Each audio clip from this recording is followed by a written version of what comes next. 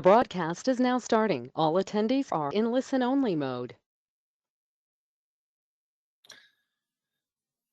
Hello, everyone. Welcome to today's webinar. It's January 30th, and we're excited to have you on today's topic, which is failure modes, default trees, and integrated approach to reliability. Sorry about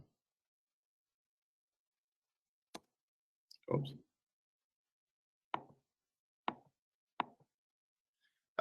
My name's Jeremy Heenek. I also have several people online with me today. David Wiseman and Florian Schmidt will be doing the bulk of the presentation, showing the software today. I also have some people to help me with questions. From our Peak Avenue group. Rachel's online as well. She'll be helping answer questions during the webinar. A lot of you guys have heard this, but just a recap on the company, Isograph, where I came from, has merged with Peak Avenue to include Plato and IQS. Each company has their strengths. Isograph is, of course, focused on RAM software products. Plato has a product development process using FMEAs and control plans. The IQS is our quality center. It has the options available for APQP, CPAP audits, things like that. Today, I wanted to point out that we'll be using the EINS software under Plato and the reliability workbench software under Isograph. And so under Isograph, it would be the reliability workbench fault tree, and under Plato, it's the online FMEA software and the block diagrams. Just a quick agenda. I'll just chat really quick about FMEAs and fault trees. Then we'll go into the presentation. At the end, I would like a little bit of feedback from you guys. I know a lot of people have attended these webinars. It'd be nice to get some feedback on topics you might like to hear. So I've laid out a few topics we can use. I just want to see if they're of interest to you. During the web meeting, there's going to be a lot of people on the meeting today. So if you have questions, post them in the questions dialogue, and either myself or Rachel will answer the question. If we have time during the presentation, we can get Joe or Florian to answer questions, but a lot of times we run out of time anyway. So even if Rachel or I don't answer your question, we'll answer everybody's questions eventually, like in the next few days, even if it's not during this meeting. So let's get started. So today's topic, I'm saying FMEAs. On the Plato side, Florian will be able to correct me or show additional views of FMEAs and block diagrams. But we're basically taking a quantitative study into a qualitative environment where a qualitative study into a quantitative environment. The FMEAs and the control plans there, it's a great place to collect data. It gives you all the components you need. It tells how those components fail and how they interact in the system. But it doesn't handle the logic of the system. It's limited in the fact that logically it's a bunch of OR gates. Fault tree analysis, which opens the door to the more complex system interactions, things like redundancy. And today we're going to show how you can use the two together to create something quite powerful. And that's the basis for today. If you're ready though, let's just get started with the software demo. Florian, you ready? Yes, sir. Let me share my screen. Let me pass over the presenter to you. Thank you.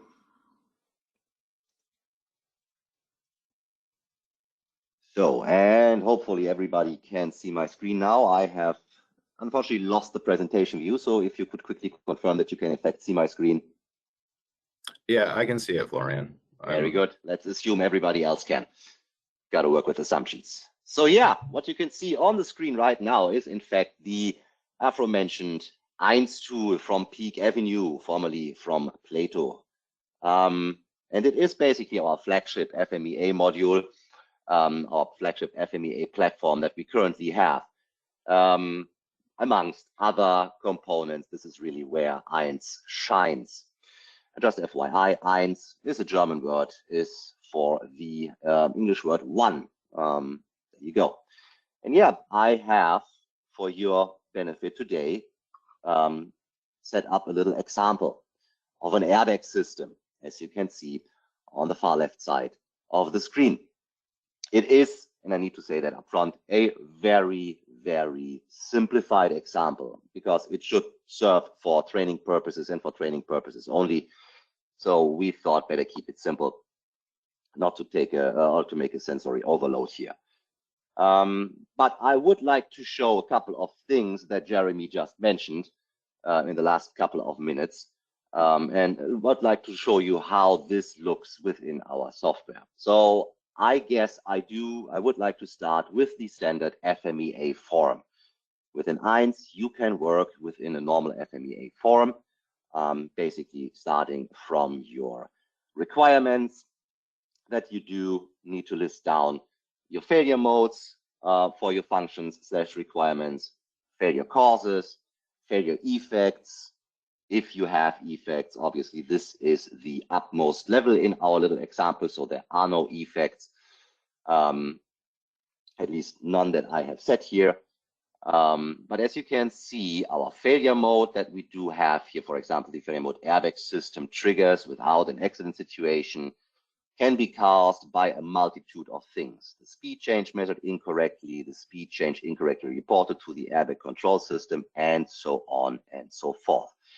And each and every of those causes might come from a different subcomponent, which is, by the way, listed here in bluish color. Then I can also jump to those FMEA forms if need be and have a look how those failure causes, which will obviously turn into failure modes once I get a little bit further down in my structure. Let's do that. Here they are, how they behave and how they are interconnected with additional failure causes, which then are, again, failure modes way further down in my structure. So as you can already see, and this is also a requirement of the AIAG and VDA, we are not working on a singular, this is a failure mode, this is a failure effect, this is a failure cause base. Rather, we are trying to connect those, creating sort of nets, failure nets. I could also go ahead and give you a much nicer view of such a failure net, which is exactly the failure net, starting with the failure that we have just seen, the airbag system triggers without an accident situation. And you can see there are a couple of failures that are connected to this, well, one could also call it top event. And it gets drilled further down and further down, the further down we come into our structure. And this already looks like sort of a horizontal failure tree analysis, with the caveat that Jeremy already mentioned. All those failure modes, they are basically absolute. There is no consideration within FMEA, and that's the nature of FMEA. There is no consideration whether a system is present in a redundant way or whether certain failure modes have to happen in a combined way to actually cause something. And this is basically the meat and bones of today's webinar, how to circumvent and avoid that or account for that. And this is, I think, where I would hand over to David. Yeah, thank you very much, Florian. So I think I can make myself presenter. I'm going to share my screen. So Florian, could you just confirm that my screen is visible now? That is confirmed. I can see the DLM. Excellent, thank you very much. So yeah, thank you, Florian, thank you, Jeremy. So yeah, for my part, my job today is to show you how a failure net, like the one that Florian was just showing you, can be effectively converted into a fault tree. So you're getting the full benefit of having that fault tree logic in your model to help you meet with your reliability requirements. So we'll see how that works from a technical perspective of getting that information from INS over into the isograph fault tree solution. We'll also then take a look at how we can begin inserting that logic and that quantitative information into the fault tree. But the story of how we do this begins, of course, in INS, but then continues in the data link manager, which is the little utility that you can see on the screen at the moment. Now, in the future, INS, the FMEA functionality that you've seen there and the fault tree functionality that historically isograph has provided will all be integrated in the Peak Avenue platform, as you may have already learned previously. But of course, we're still sort of early days in that partnership. But we wanted to try to give people some of those benefits now ahead of when all of that real integration takes place. And that's where the data link manager comes in, because it forms a bridge between the analysis that's performed in INS, building those FMEA and the subsequent failure nets, and things like fault tree, for example, in the isograph reliability workbench. So this is data link manager. And what I'm going to do is connect the data link manager to INS and then grab that, that failure net that Florian was just showing us and save it in the form of a simple fault tree, which I can then work on in Reliability Workbench. So I'm going to hop over to the options here, and I'm going to ask the Data Link Manager to connect to INS. So all my connection information is in there. You'll have to trust me on that. I'm not going to show it on the screen, but I will now go to links, and I'm going to transfer my INS failure net into a reliability workbench fault tree. And of course, with that, we get all those benefits where, we go from that simple cause and effect relationship of a FMEA to the more detailed logic of a fault tree. So I'm going to click on that, choose where the project is that contains the FMEA that I'm interested in. In this case, it's my functional safety and MSR project, and I import. So I'm going to save that as airbag because that's the lovely example that Florian prepared for us. So I'll call that airbag and click save. You can see at the bottom left now, it's just grabbing all that data, saving it as a reliability workbench project. Now, that's not the only thing that's happened, and I'll talk a little bit around that shortly. But for now, I'm going to go into Reliability Workbench and open up that fault tree. Now, maybe a lot of people online right now will be familiar with Reliability Workbench, but for those of you who aren't, maybe you're established INS users, but you're not really so familiar with isograph tools yet. Reliability Workbench is a desktop application with modules built in for a variety of pretty common reliability analysis techniques. So there are things like failure rate prediction for your MTBF and calculations, reliability block diagrams, and of course, fault tree analysis. That's what our focus is going to be today, because what I've done just now, taken that failure net from INS, converted it into a fault tree file that I can open here in Reliability Workbench. So open project. You can tell I've been practicing because it's already gone straight to that directory. And I'll open my airbag project. Okay. So in fact, what's happened is that it's not just grabbed one failure net. That MSR, functional safety project, had several FMEA, several failure nets in it, it's actually converted all of them. You can see them listed on the left here in the form of fault tree top events. But the one that Florian was talking about earlier, that was the airbag system triggers without an accident situation. So that's a pretty serious scenario. You're driving down the road, maybe or even along a highway, high speed, and suddenly the airbag inflates. That's a pretty catastrophic situation for that to occur. So we might want to look at that more closely, determine where the critical points in the system are, how we might be able to improve the probability of that occurrence, reduce it however we can. That's where the fault tree is going to help us. So let's have a look at the fault tree that's being created. So I'm going to click on that. There is my fault tree. Now you can't quite see it all on the screen. I might briefly zoom out just so you can see the full structure that's being created. I will zoom back in a moment because I understand it's going to be very hard to see otherwise, but there's the full fault tree that's being created. I'm just going to hop back out to the default scale. Okay, so there's my fault tree.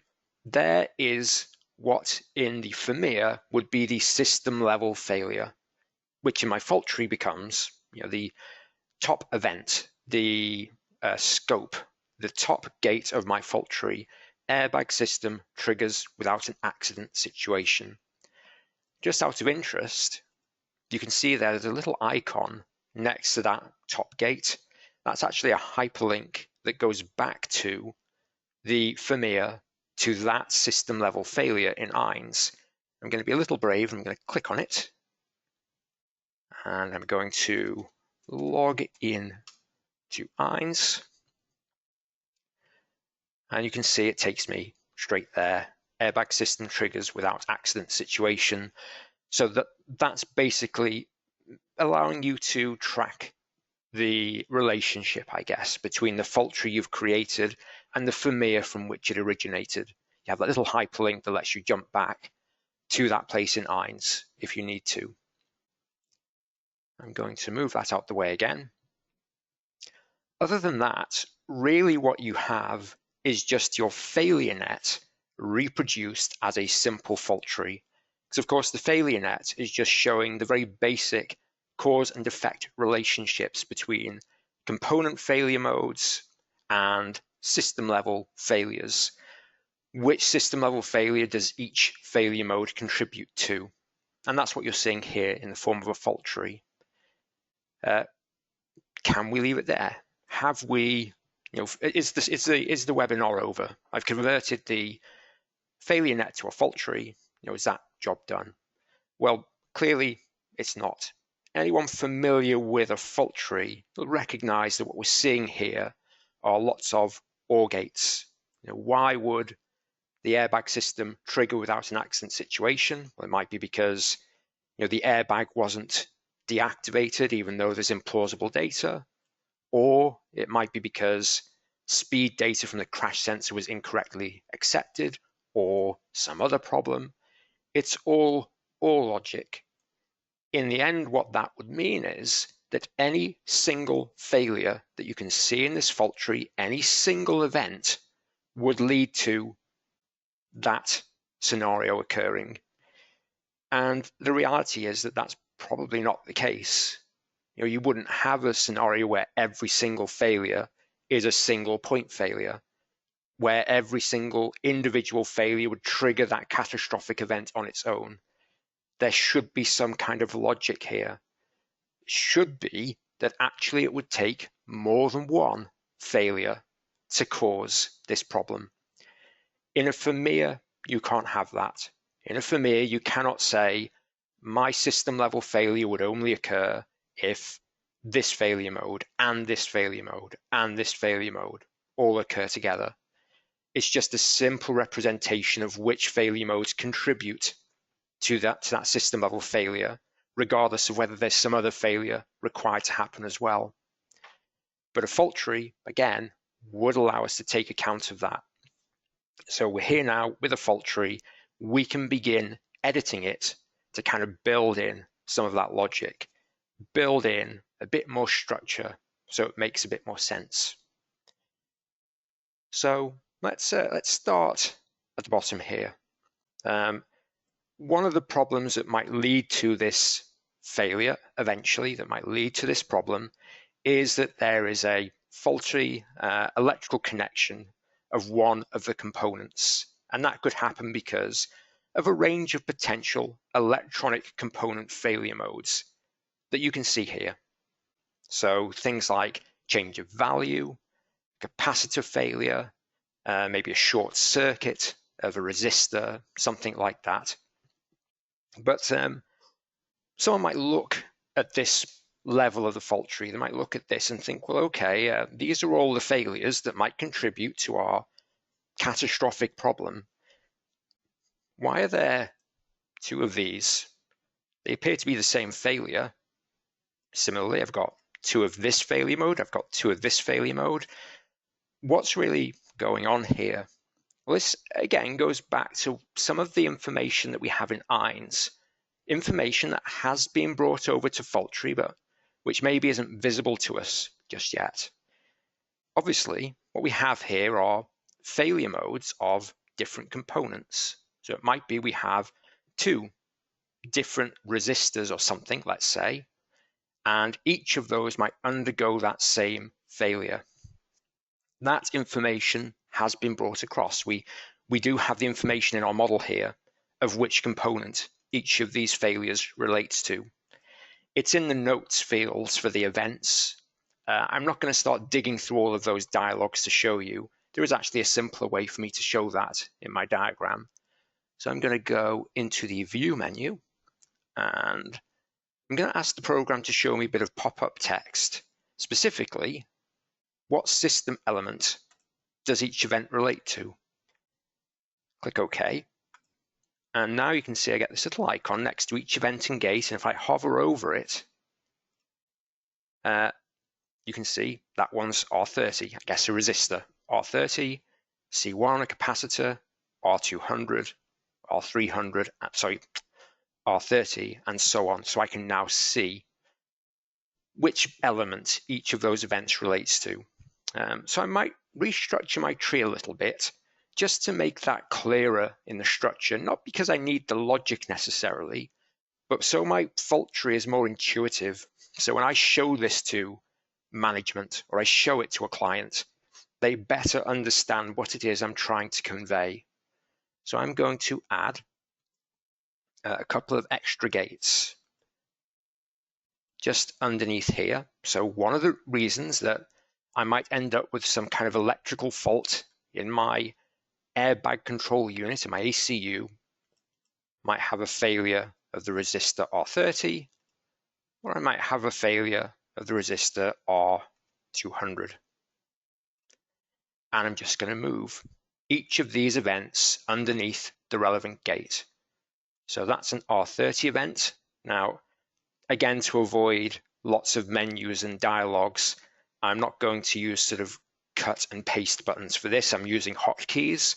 So if events look like they're magically moving from one place to another, it's because I'm using things like Control X and Control V just to kind of streamline this process. I'm going to cut that event out from here. I'm going to place it there. So I'm going to do that with each of these events. Maybe the capacitor one I'll leave as it is since it's only a single event. I will move that to the 200 gate.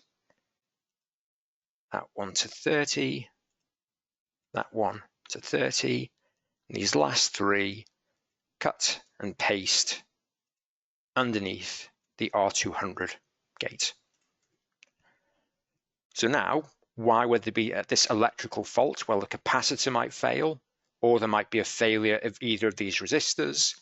Why would one of these resistors fail? Could be because any one of these failure modes has occurred. It's your classic top-down fault tree.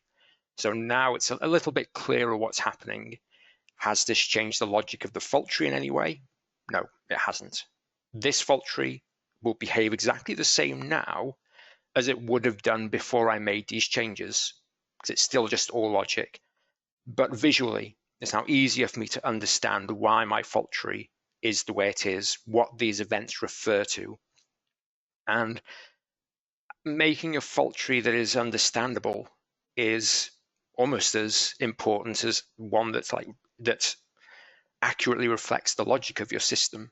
So it's more easily justifiable. So we can see now where these failures are coming from. Maybe there's one other place I'll pop in a little bit of very simple logic, and that's here. So I've got these two events that might result in incorrect speed information being sent to my ACU, being sent to my airbag system. One is that the speed change may be incorrectly reported. The other is that the sensor itself might measure that speed change incorrectly. So I'm going to just, again, add another gate. And I'm going to move these two events underneath.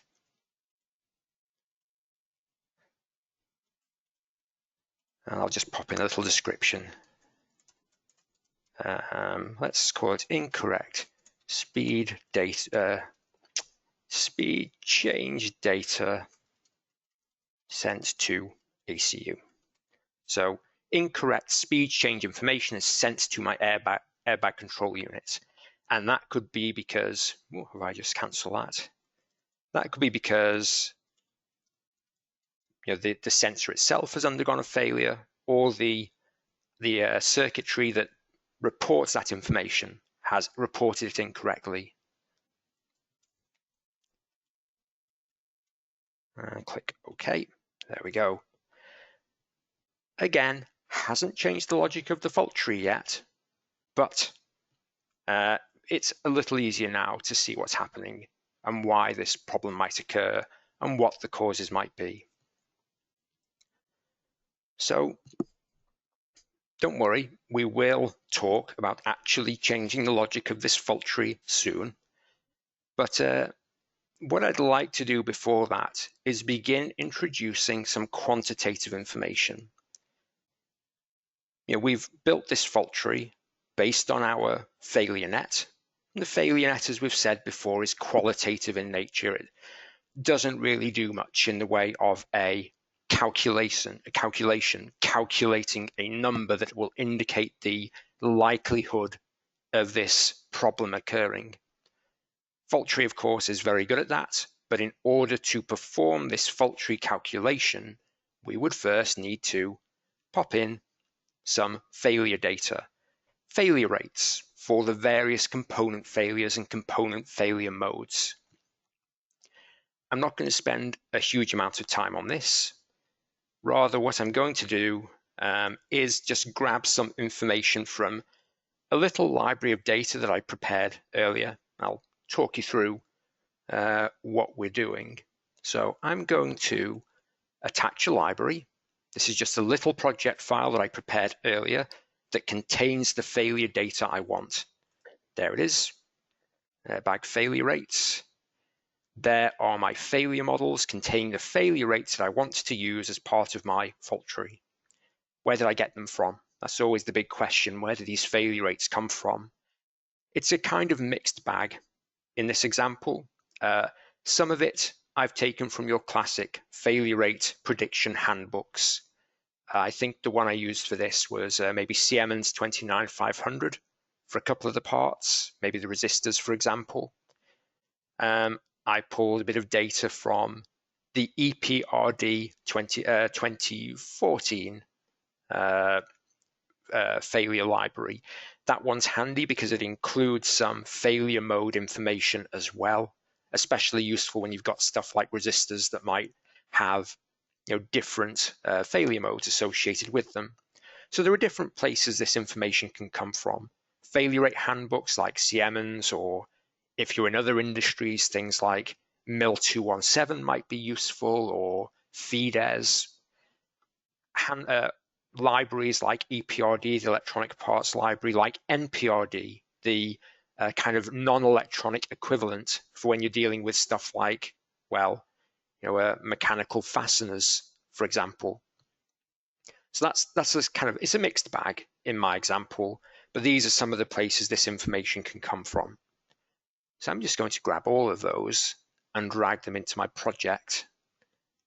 There you go. You can see, just as a little side note, the program has automatically created some failure models based on the events that were created in the fault tree that I could then populate with failure rate data later if I wanted to. But I'm just going to go with the models, with the data I've just pulled from the library. So it's basically a simple drag and drop exercise now. So there's my capacitor failure. I'm just going to drop that there. Interruption, I've got 2 of those. The events here are independent events. They are 2 separate failures and 2 separate components, but I can give them the same model if I think they will behave the same way. They're still logically independent, but they just share the same failure data. That's handy because it means if I update this model, it updates all the failures that use that model as well. There's my 0.5 value change. There is my 2 times value change. There is my short circuit. I think over here we have our mechanical fastener failure. Then we have our SPI circuit failure, and then the sensor error failure. Okay, we're getting into a more complete fault tree now. We've got the gates, we've got the events. Those events have some failure data associated with them. Again, small side note, I'm just using failure rates here. I'm assuming that these failures are non-repairable. I think that's fair enough. If your airbag explodes in your face at 80 miles per hour, you're probably not repairing it on the fly. So we're going to treat that as non-repairable. And I'm going to hop into the options for my project because there is a little change I want to make, maybe 1 or 2 other things just to show you. Again, I don't want to dig into options too much because that might throw off the flow a little bit. But I do want to point out that I'm going to be generating all of my minimal cut sets, so all of those paths to failure that would result in this problem occurring. I want the program to show me that. So I just need to come into these custom options and ask the program to show me the full minimal cut sets, every individual combination of event that would lead to that airbag failure that we've discussed. And I'd just like to show you also, for the purpose of this model, I'm assuming a lifetime of 1 hour. Because with these automotive functional safety examples, very often, you're dealing in the probability of failure per driving hour. So just having a lifetime of 1 hour will be sufficient for this model. Okay. So in a moment, I'm going to run an analysis of this model, and I'm going to see what kind of probability we have of experiencing this catastrophic failure. But in functional safety, and this is not just automotive functional safety now, this could be in industry. You're dealing with mechanical systems in, say, a manufacturing environment or a refinery or process environment. You have safety systems, and depending on maybe the safety integrity level, the SIL, for example, there is a target probability or a target probability of failure on demand or per hour that you need to hit in order to meet your SIL target. Same applies in the automotive sector. You have ASIL, automotive safety integrity level, depending on the seriousness of the potential failure, depending on how stringently you need to enforce the safety function. You have a different probability of failure that is acceptable, different target probability. I think what I'm going to do, I think this is reasonable under the circumstances. I'm going to assume the most stringent ASIL for my airbag failure, ASIL D. I'm actually going to put that into my diagram for illustrative purposes. I'm going to put in a little label just here. I'm going to say, okay, the function that prevents this system from experiencing this failure is A/D. Therefore, my target probability is 1 times 10 to the minus 8 failures, or probability rather, 0.1 times 10 to the minus 8 per hour. That is my probability target for this failure, for this functional failure. I don't want the function that prevents this from happening to fail with a greater probability than 10 to the minus 8. Maybe I will even make that a little bigger, just in case, because I don't know how big it's going to look on everybody's screen. So I'll make that a little bit bigger. So there's my target. Okay, we have a fault tree.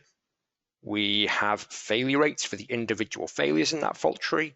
We have a target probability that we're going to try to hit.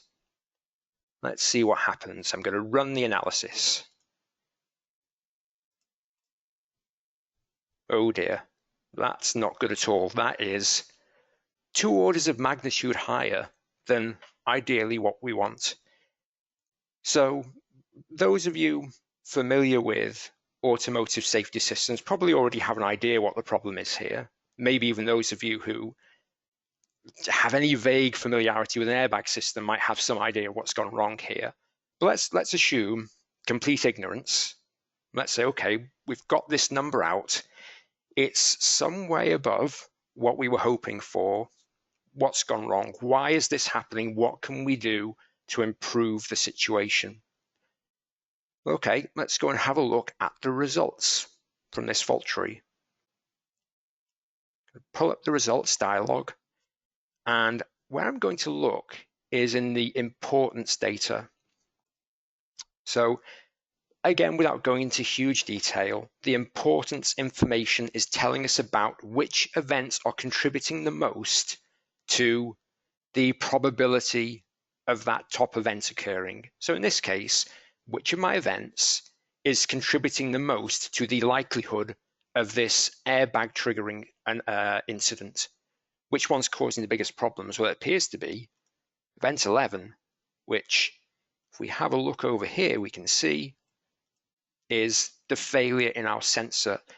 The sensor has incorrectly measured a change in speed. That appears to be the big contributor. Well, let's come back to what we said earlier. Anybody with even a vague familiarity with an airbag system would know that vehicles fitted with an airbag typically do not just have one sensor. They will have an array of sensors, several of them. And in order for the airbag to deploy, more than one of them would have to be tripped. More than one of those sensors would have to send a signal saying there has been an impact before the airbag would deploy. We've only got one, which means that if one sensor sends a signal, pop, the airbag's going to come out. That's not a good situation, especially not if that measurement is incorrect. So let's say, look at this and we say, well, in reality, in our airbag system, we actually have 3 sensors, and our airbag would not deploy unless at least 2 of them have sent a signal saying that there has been an impact. Let's pop that into our fault tree. Let's introduce that logic into our tree. Okay, well, why would there be an incorrect speed change sent to the ACU? Well, one problem is speed change has been incorrectly reported by the SPI. The other reason is, we'll add a gate for this, that 2 out of 3 sensors have incorrectly measured the speed change. So I'm going to put that in here. 2 out of 3 sensors measure speed change incorrectly. And click OK. Not going to change the logic yet. The program won't let me do that. What I will do is move this sensor. Again, I'm just using hotkeys for speed under there. And of course, like we said, there are 3 of them. So I can copy that and just paste special 1, 2. So now I've got these 3 events, each representing a different sensor. One last little thing to do, go into that gate and say that's a vote gate. And this gate would only fail if at least two of its inputs are in a failed state. So we only get this failure if at least two sensors are sending an erroneous signal to the ACU. Okay, again, rolling all the way back to our failure net at the beginning, we would not be able to do that there. We could, maybe using the little fields that we have for things like control measures or whatever we have in place, we can describe the fact that maybe there is 2 out of 3 redundancy to prevent this failure from immediately triggering the airbag. But we cannot explicitly put that logic into the FMEA. There's no way to do that. We can describe it in text, but the FMEA and the failure net therein is just a simple cause and effect relationship. But we come here into the fault tree. Now we can say things like, okay, this problem's only going to happen if there are 2 out of 3 failures of those sensors. Okay, moment of truth, we go back to the top of our tree, we run the analysis. Okay, that looks a lot more palatable now. We're getting a probability of failure per driving hour of 4 × 10⁻⁹. Fair bit less than what our target level is. So by introducing that logic, now we're getting a slightly more realistic probability of this serious failure occurring. So I guess there's just 1 or 2 things left for me to note before we sort of go over to questions. One thing, remember earlier, I went into the options for the program and I showed you that we can ask the program to show the full minimal cut sets for the fault tree. Now, in our fault tree as it was earlier, when we first built this fault tree from the failure net and there was only OR logic throughout, we would have just got a list of individual events as our minimal cut sets, because of course, every single event on its own would cause that top event to occur. That's the nature of failure net. You can't say more than one of those failures would have to happen. So the logic of the failure net was reflected in the logic of the tree, so the cut sets would not have been hugely useful. However, once you start introducing the logic, as we've done down here with our sensors, we can go in there and we can look at our minimal cut sets. You can see most of them are still individual events, but now we have some minimal cut sets that require at least 2 events to occur in order to trigger that accident scenario, that top gate event. And of course, as the fault tree becomes more complex, more detailed, you might have lots of these different possible combinations of events leading to this serious accident. Some of them requiring more events or fewer events to occur, some of them having a higher or lower probability. And you can then look at your importance data, see which of the events is the biggest contributor, and again, go from there, thinking about, well, okay, how could we improve the architecture of this system? Which events are critical? Which ones would benefit from more redundancy or more reliable parts and give us the best possible return on the reliability of our system? The other little thing I wanted to note, and this was to do with my safety target here. I've done this in a very kind of hand-waving, informal way. I just said, this failure, really it's the safety function, the function that is designed to prevent this scenario from occurring. It has a target probability of failure of 10⁻⁸. It's A-D. I just basically said that and put in a label in my tree. Naturally, there are formal ways of establishing what the target probability should be. In the case of, say, the automotive sector, you might do something like a hazard analysis and risk assessment, HARA, depending on what tier of the kind of production process you are operating at.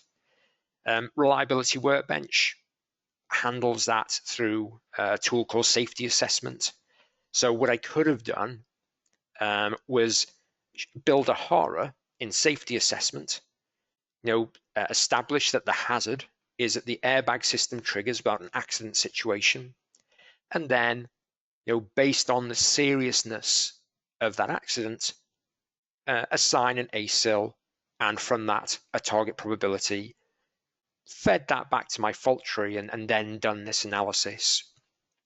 I didn't want to muddy the waters of our webinar by showing even more functionality alongside what we've already seen. There's already 3 different tools we've looked at, but that's an option.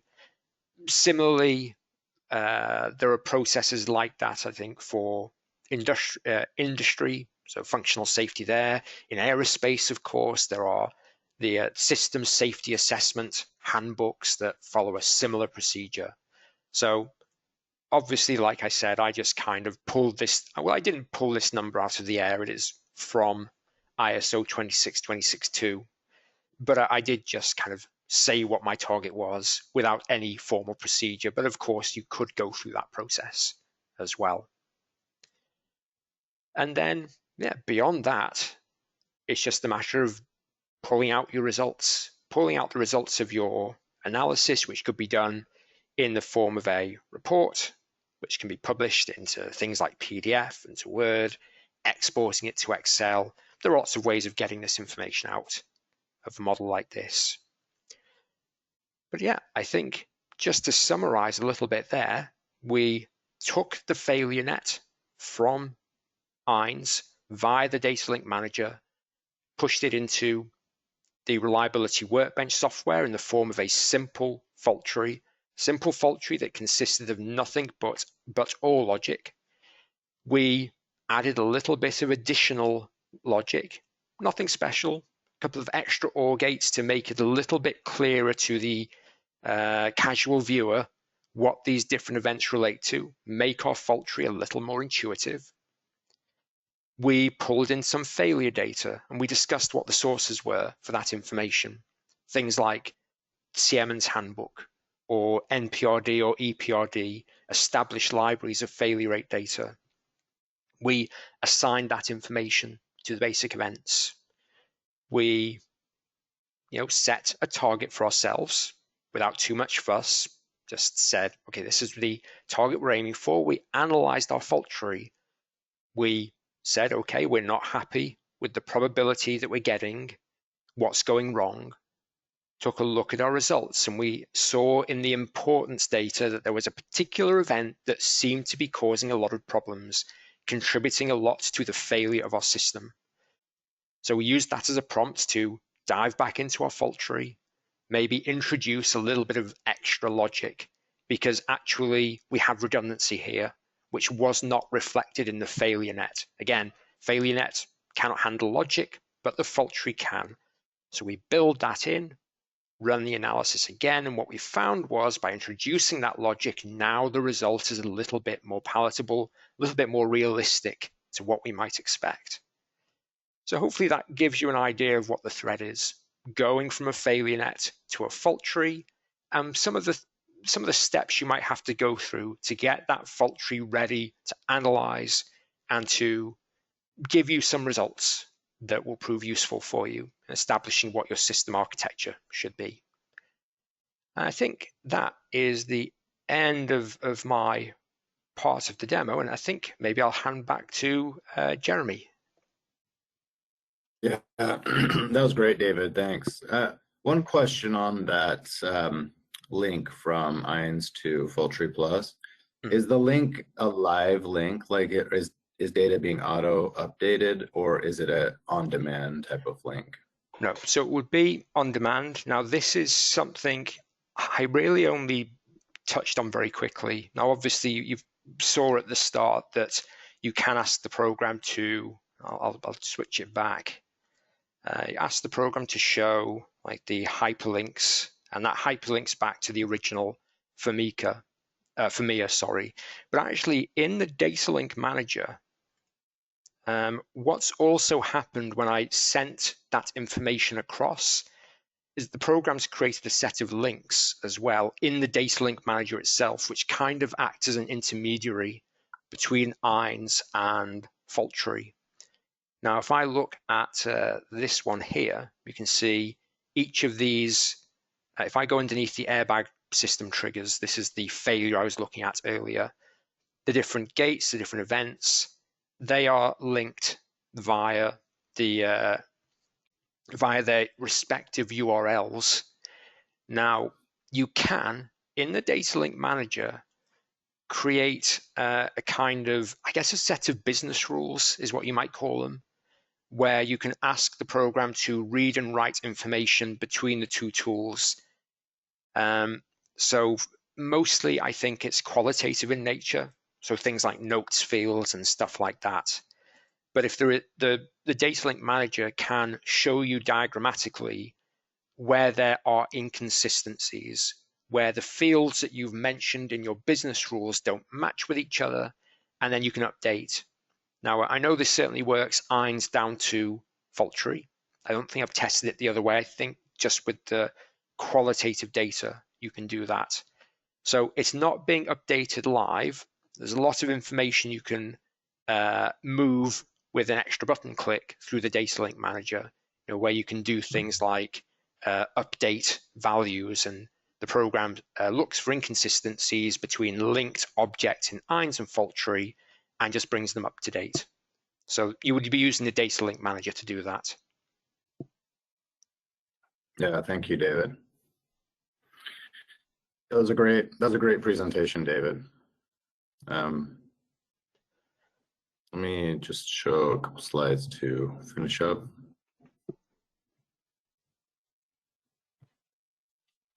Can you see my screen again, David? Yeah, I can.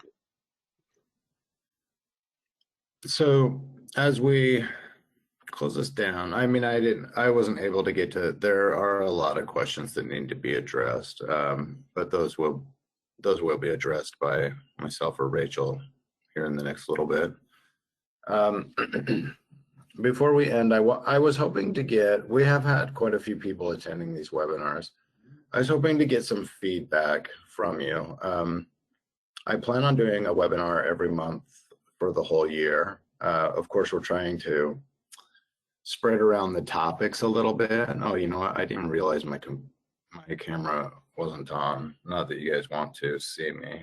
Oh, now I can't see my presentation. Never mind. I'm going to turn that off.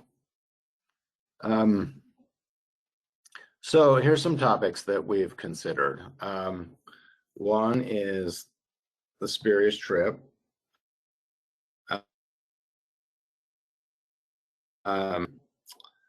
This is something I've talked a lot about to David about. It's critical components failing in a fail-safe mode or in a dangerous mode.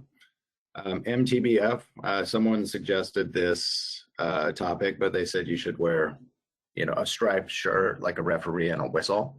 There's a lot of opinions on MTBF. I think it'd be interesting to talk through people's opinions on MTBF and how it's calculated. We can kind of go through all the places we can use that data. I think it sounds simple, but I think it could be quite a good conversation. Cost-benefit ratio. This is actually one that I love personally. And this goes into Monte Carlo simulation. Again, FMEAs, but we're running simulation on the FMEAs. It's running systems to failure is, there's a lot of reasons not to do it, of course, because it takes your system down. But there's actually reasons to do it if it's a cost benefit to your company. But how do you make that decision, and how big of a cost benefit are we talking about? It's actually a really interesting conversation. The last is failure frequency versus unavailability. This was one that someone from one of the previous webinars brought up, and I think it's a good one actually. But we can go over, the math is different, where it's used is different, and what it's showing is different. But maybe it's it's not as clear until you look into it. But you'll be getting an email with some questions and some feedback. I would actually really appreciate some feedback on the webinars. We've done 4 or 5 of these now, and they've been very popular. But I want to make sure we're doing, you know, what you want to see, because I'd like the large groups to continue and kind of work down the road of creating more of a community where we can discuss things that everybody's running into, like, you know, what is your MTBF? How do you calculate it? Things like that. But my name is Jeremy Henick. You'll be getting an email from me just with feedback. I would love some feedback. If you have any questions on the webinar or other products that we offer, please feel free to contact me. We love having these conversations. And even if you're not going to buy it, we can show you what it does. We can show you what all of our products do, just so you have a reference for it. But with that, I think I'll end this webinar. Thanks for attending, and I appreciate your support. Thanks.